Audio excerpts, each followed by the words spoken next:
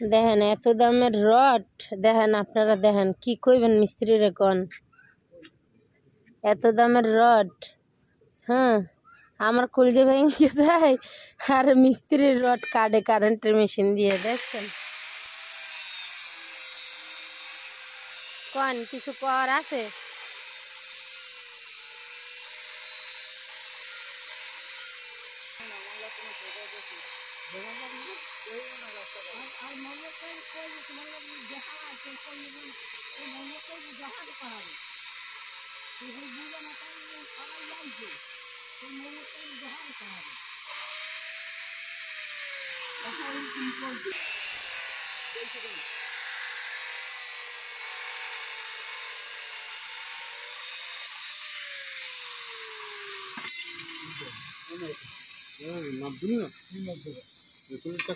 ওই যে নিচে 1.5 ফুট হয়েছে নি হেইয়া নাকি?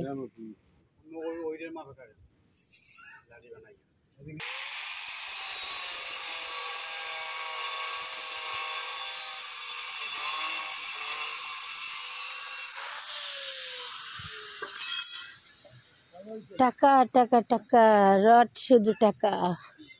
দেখছেন একটা ওয়াল করবো তা তো কত টাকা। কান্দ নাই কোন।